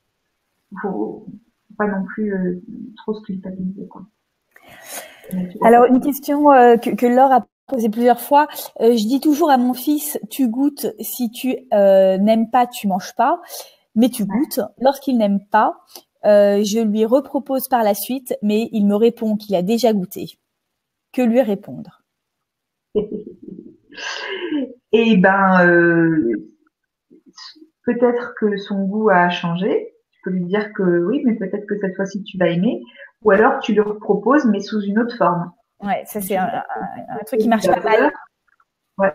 Si tu lui as fait des brocolis vapeur et qu'il a dit j'aime pas, tu lui fais une purée de brocoli. Et puis s'il dit j'aime pas, bah, tu lui fais un gratin de brocoli. C'est vrai que ça fonctionne assez bien de présenter sous différentes formes. Ouais. Mon fils de 2 ans mange des petits pots, mais refuse de goûter au plat maison, même en l'impliquant dans la cuisine. J'ai arrêté pendant 5 jours de lui donner des petits pots, mais il se laisse mourir de faim et hurle toute la journée en suppliant pour du pain. Alors, je ne sais pas qui a posé cette question, mais je serais intéressée de savoir si, au final, pendant 5 jours, j'imagine qu'il a mangé quoi? Il a dû quand même manger du pain, j'imagine. Donc N'hésitez pas. Je récapitule. Il voulait manger que des petits pots, donc elle a arrêté de lui donner des petits pots, et du coup il a Les plats refusé maison, de voilà. manger du Mm. et il ne mangeait que du pain. C'est ça. Oui, j'ai l'impression. Si, Et ben non. si jamais. Et c'est l'astuce que je mets, hein, c'est soit le repas qui a été Marianne. préparé, soit un fruit ou un légume. Mais Alors, je après, ne sais pas pourquoi si tu veux absolument qu'il arrête de manger des petits pots? Quel âge il a? c'est Marianne qui a posé la question. Je ne sais pas si Marianne est encore en ligne. Parce qu'après, il y a ce que nous, on veut en tant que parents, et il y a ce que les enfants veulent.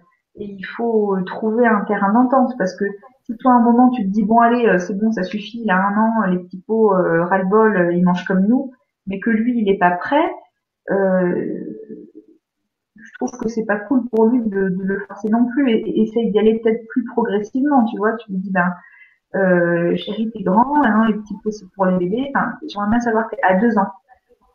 Voilà, bon, 2 ans, je peux lui dire évidemment, chérie, t'es grand, maintenant les petits pots pour les bébés, ça suffit, on va essayer de passer à autre chose, mais du stop pas comme ça d'un jour à l'autre, ça va être hyper frustrant pour lui, quoi. Essaye de lui dire, ben, il faut négocier, tout se négocie. Euh, essaye de lui donner peut-être un petit pot, je sais pas, par exemple à midi, et puis il mange un repas maison le soir.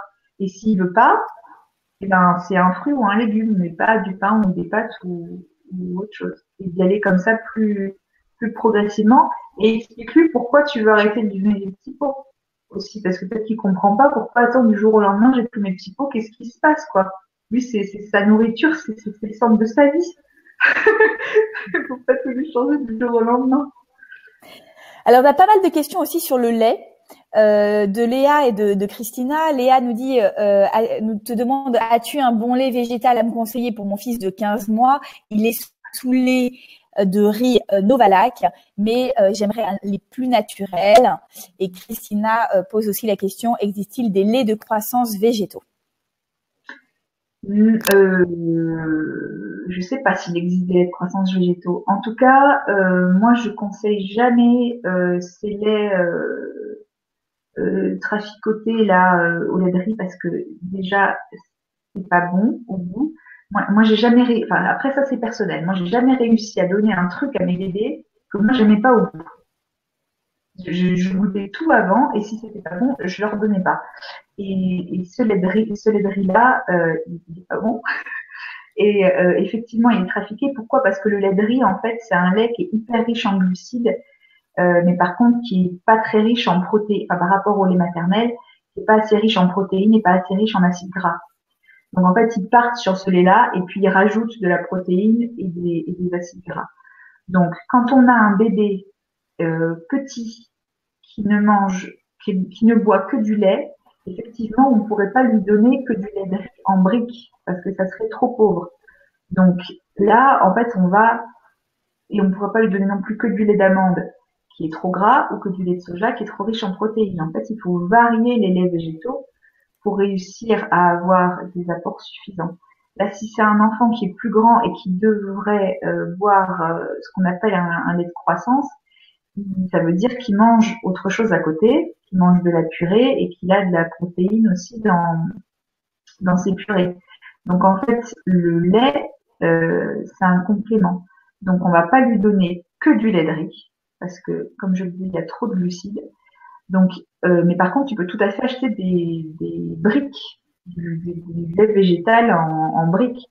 Mais il va falloir les varier. Ça veut dire que dans ton frigo, tu vas avoir un lait de lait de riz, du lait d'avoine, du lait de soja, du lait d'amande, et que au petit-déj, tu vas lui faire un bib de lait d'amande, et puis au goûter, il aura moitié soja, moitié riz. Et le lendemain, il aura de l'avoine. Tu vois, tu vas les varier comme ça tout le temps pour qu'il ait des apports variés. Entendu. Je suis désolée, j'enchaîne les questions parce que j'espère que personne va être frustré de ne pas avoir eu la réponse à la sienne. Mélanie te pose une question sur ta formation, sur les menus disponibles dans ta documentation. Comprennent-ils des aliments que l'on trouve facilement dans le commerce ou est-ce des ingrédients exotiques que l'on trouve difficilement ou dans des marchés ou dans des boutiques bio, j'imagine? La base, de toute façon, c'est des fruits et légumes qu'on trouve partout. Après, non, franchement, on trouve. Je suis en train de réfléchir. Tout ce qu'il y a dans les menus, en tout cas, ça se trouve sur le marché, en magasin bio et en grande surface. Il n'y a pas de trucs hyper, super bizarres, introuvables. Même, j'ai des clientes qui sont en campagne profonde et qui n'ont pas de magasin bio à côté de chez elles et tu peux toujours commander sur Internet, sur Greenwiz ou sur des sites comme ça. C'est trouvable. Entendu. On avait une question aussi. Est-ce que tu as une recette pour remplacer le fameux Nutella? Ah oui. Est-ce que ah oui, ça tu le remplaces. Moi, j'en donne pas. Alors comme ça, moi, on me demande pas d'en remplacer. Mais bon. Non, ouais, c'est vrai que le Nutella, c'est carrément une catastrophe nutritionnelle et écologique en plus. Alors, pour remplacer le Nutella, oui, dans les recettes que je donne d'ailleurs plusieurs recettes de tartinade du matin. Et il suffit d'avoir un bon mixeur, des noisettes, du cacao ou du chocolat, un peu de lait et puis du sucre. Et puis on se fait une tartinade. C'est pas très compliqué en fait. Mais avec une base de noisettes en poudre, tu rajoutes du cacao, un peu de lait. Moi je mets du lait d'amande et puis un peu d'huile. Et ça fait une pâte à tartiner. C'est super bon. Alors, les inconditionnels du Nutella, même pas, préfèrent toujours leur Nutella. Ah parce bah que oui. dedans. Pour que les gens soient aussi accros à ce truc-là. Mais les inconditionnels du Nutella, ils vont dire, ah oui, mais parce qu'on s'en fout des noisettes. Mais bon, enfin, je veux dire, les enfants, ils mangent ça et moi aussi, c'est quand même super bon, quoi. Autre question, à partir de quel âge peut-on manger des fruits rouges? J'ai entendu parler d'allergie. Stéphanie nous pose la question. Ouais, je sais. Alors, c'est pareil, ils disent les fruits rouges, attention aux allergies, les fruits exotiques, faut pas en donner avant 6 mois. Non, mais attends, c'est pas, on n'est plus à l'époque où les fruits exotiques, c'était le truc qu'on mangeait une fois de temps en temps. On en mange tout le temps maintenant. Des bananes, on en mange tous les jours. Des mangues aussi. Donc, je vois pas où est le risque d'allergie. Si, le seul risque d'allergie, c'est pas une allergie aux fruits rouges, c'est pas une allergie à la fraise, c'est une allergie aux pesticides qui sont dessus. Parce que c'est ça, en fait, qui est une réaction allergique, hein, pas la fraise. Ça, c'est sûr.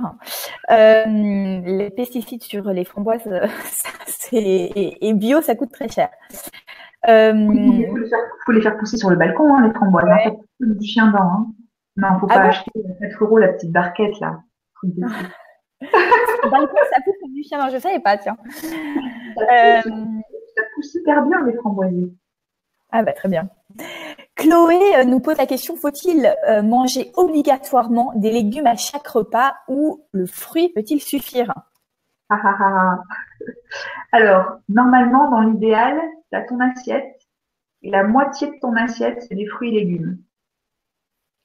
Donc, si tu veux faire la moitié de ton assiette de fruits et légumes à chaque repas, tu vas pas forcément, mais assez facilement avoir un fruit et un légume. Après, c'est pas obligatoire d'avoir un fruit et un légume à chaque repas. Ça peut être que des fruits au petit-déj, que des légumes à midi, que des fruits au goûter et que des légumes le soir. On n'est pas obligé d'avoir les deux à chaque fois. Après, ce que tu disais aussi, c'est qu'il faut pas non plus que ça devienne un conflit et que l'enfant sente que on est en train de jeter sur les légumes et attendre ce qu'il mange absolument parce que ça risque de devenir plus un conflit. Donc, en temps, s'il les mange pas, bah, tant pis. Oui. Alors, ça c'est super important. Partez de là où vous êtes. Il y a là où vous en êtes aujourd'hui par rapport à vos apports en fruits et légumes. Et puis, il y a l'idéal de manger 80% de fruits et légumes par jour. Entre les deux, ça peut être un fossé énorme pour vous. Peut-être que vous en êtes pas loin, mais peut-être que vous en êtes loin. Donc, partez de là où vous êtes aujourd'hui et dites-vous quelle est la prochaine étape pour moi. Si je mange un fruit par semaine, la prochaine étape pour moi, ça va être de manger un fruit ou un légume. Et déjà, ça sera super bien. Une fois que vous serez arrivé à ça, vous passerez à l'étape d'après, de manger un fruit et un légume par jour, pour arriver jusqu'aux 5 fruits et légumes par jour conseillés, et après plus. Mais ne vous mettez pas la pression de dingue en vous disant « Oh là là, punaise, ça fait des années que je mange pas de fruits et légumes, demain je m'y mets, je mange que ça ». ça va être hyper dur déjà pour vous, ça va être hyper dur pour vos enfants, ça va être encore plus dur pour votre mari. Imaginez le pauvre. Et en plus, vous n'allez pas tenir dans le temps. Allez-y progressivement. Alors, Marine nous dit qu'elle a beaucoup, elle a beaucoup de difficultés, elle, à manger des légumes et elle allaite son bébé de 5 mois. Est-ce que les légumes seront un problème? Déjà, plus tard, il ne voit pas manger des légumes. Plus de mal à... Alors, attends, ça a coupé, j'ai pas entendu. Est-ce que quoi? Alors, Marine nous dit qu'elle a beaucoup de difficultés à manger des légumes. Ça coupe. Tu m'entends pas? Marine, oui. Tu m'entends mieux? Ouais, elle allaite. Elle a beaucoup de difficultés à manger des légumes et elle allaite son bébé de 5 mois. Elle allait tomber, donc est-ce que ça va devenir un problème pour... Alors, j'ai pas entendu la fin de la question. Je pense que est-ce que ça peut devenir un problème pour son bébé parce qu'il a pas le goût des légumes qui passe dans le lait, c'est ça? Tout à fait. Ouais. Ok. Ça peut. Ça peut comme ça peut pas.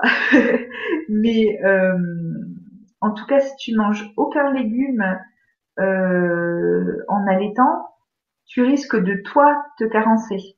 Parce qu'en fait, ton lait, pour faire ton lait, ton corps, il va avoir besoin de vitamines et de minéraux. Si tu n'en amènes pas dans ton alimentation, ton corps va puiser dans tes réserves minérales, dans tes ongles, dans tes os, dans tes cheveux. Donc tu vas te fatiguer, tu vas commencer à perdre tes cheveux, tu vas avoir les ongles cassants et tu vas finir crevé, quoi. Parce que le plus important pour le corps, c'est de faire du lait de qualité pour le bébé, quitte à piller les réserves de la mère. Donc, si tu manges pas de légumes, il faut absolument que tu te supplémentes, que tu prennes un complexe vitamines et minéraux spécial allaitement, du style source de vie maternité chez Nature Plus, pour éviter de trop te fatiguer et de trop piller dans tes réserves minérales. Après, forcément, ton bébé n'aura pas le goût des légumes dans le lait. Donc, le jour où tu vas lui donner sa première purée, il va se dire qu'est-ce que c'est que ce truc. Mais c'est pas pour autant qu'il va pas manger sa purée. L'idéal, ça serait que tu manges des fruits et légumes. Après, si tu dois les manger en te disant punaise, j'aime pas ça, c'est horrible, et ben comme disait ma grand-mère, ça va se transformer en poison dans ton corps. Donc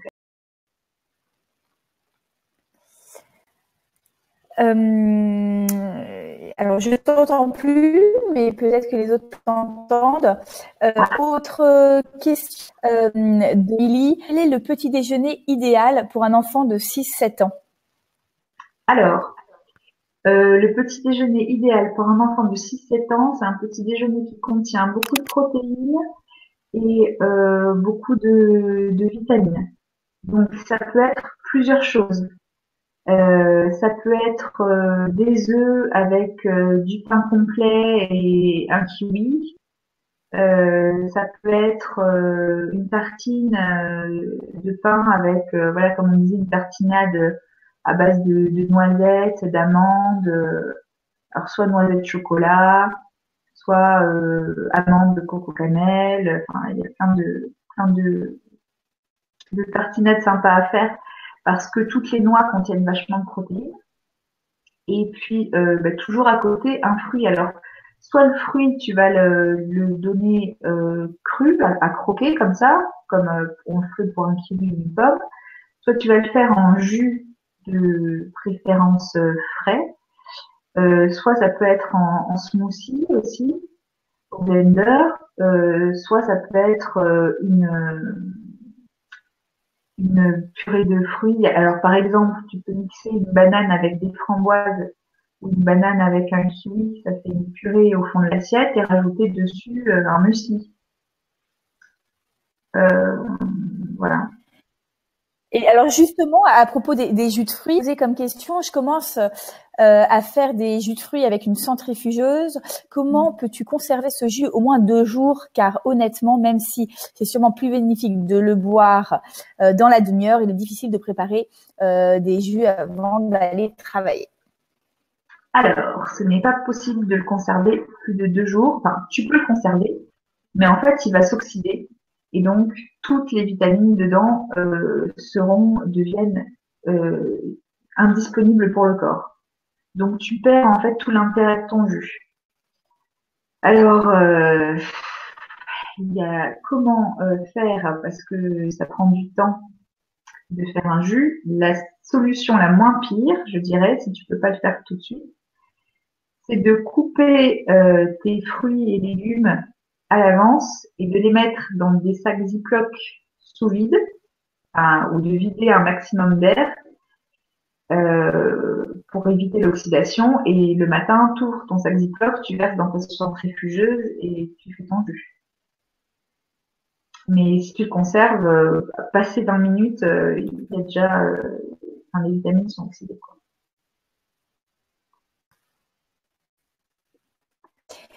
Et alors, au sujet du petit, tu nous as déjeuné pour les 2-4 ans, nous demandons. Alors, attends, ça a coupé. Pour le goûter des 2-4 ans? Non, pour le petit déjeuner des 2-4 ans. C'est pareil, hein. C'est la même chose que pour un enfant plus grand. Il faut aussi, pour les enfants en général, quoi. Puis, de toute façon, enfin, franchement, moi, je fais pas un déjeuner pour mon 5 ans et un déjeuner pour mon 12 ans, hein. C'est la même chose. On va pas trop se prendre la tête. Donc, il faut absolument qu'ils aient des fruits frais pour avoir leurs vitamines, peu importe la forme.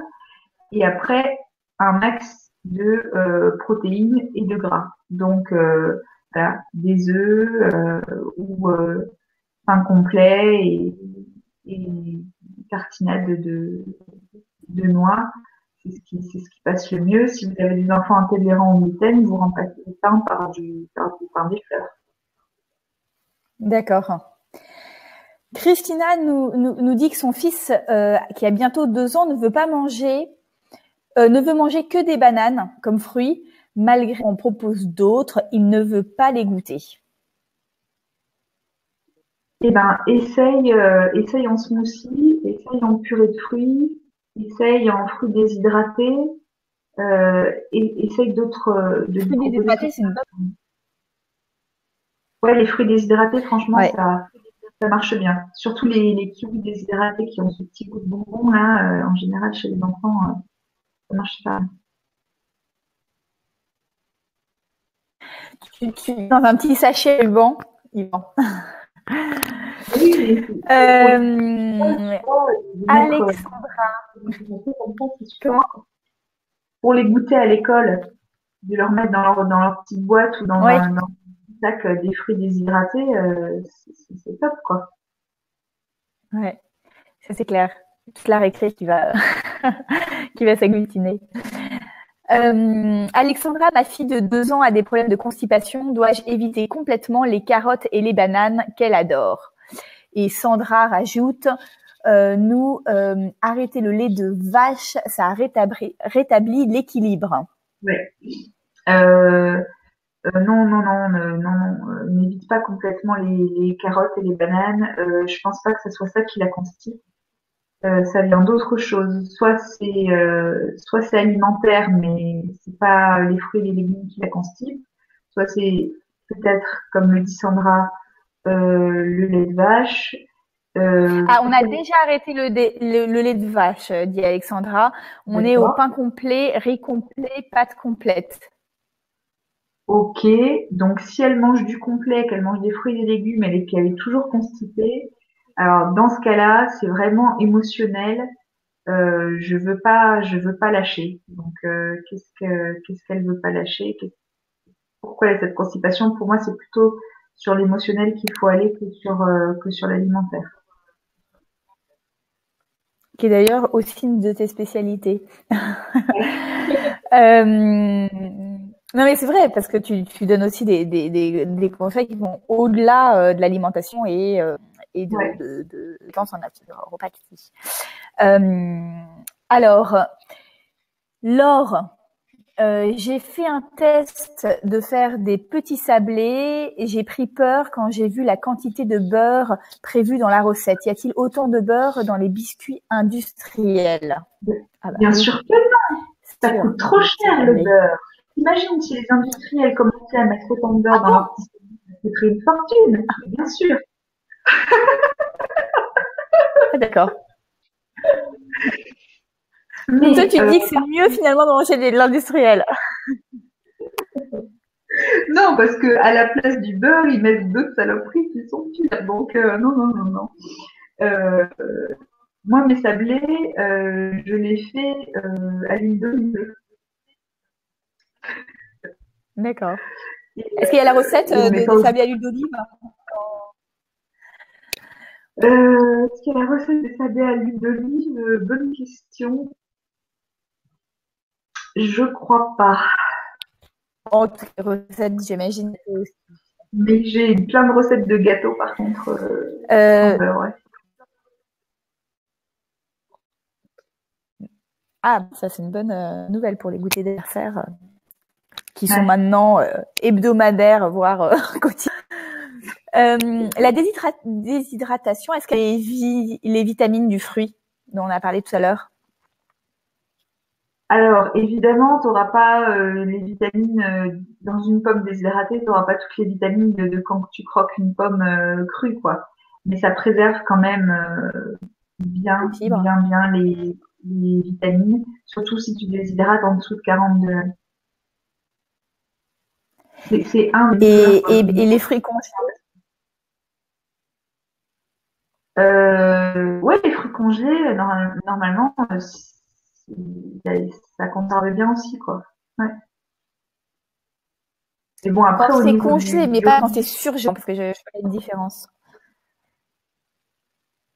alors, je suis pas une experte sur le sujet, mais moi, il me semblait que congelé, c'était quand c'était un truc frais, et surgelé, que c'était quand ça avait été préparé, cuisiné ou transformé, et après surgelé.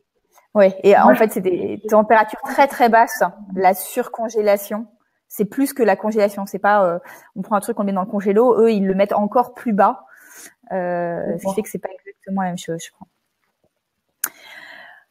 Entendu. On avait une question. Non, on a répondu à pas mal de questions.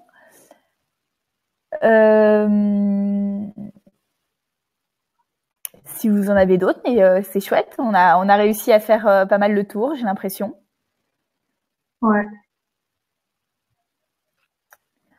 Quand vous regardez. Super.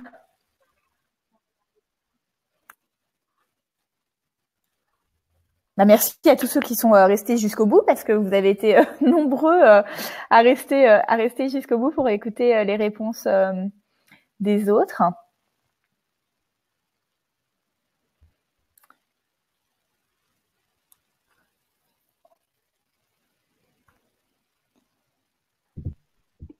En tout cas, n'hésitez pas donc à aller sur voilà, je vous remets le lien tout de suite là. Voilà, vous l'avez normalement qui s'affiche. N'hésitez pas à aller visiter le site d'Anne-Julie, donc le tour des alimentations, mais pas que, parce que Anne-Julie est plein de ressources. Et n'hésitez pas à aller plus loin. Et puis en plus, voilà, oui, c'est aussi donc toutes les réponses aux questions qu'elle apporte en 24 heures. Et puis voilà le Facebook, etc. Voilà, voilà. Et ben Ah oui, je vois j'espère que que oui. ouais, je disais, il y a Laure qui demande le nom de la page Facebook. C'est un groupe privé Facebook. C'est un groupe qui est ouvert qu'à ceux de Mix et compagnie. Voilà.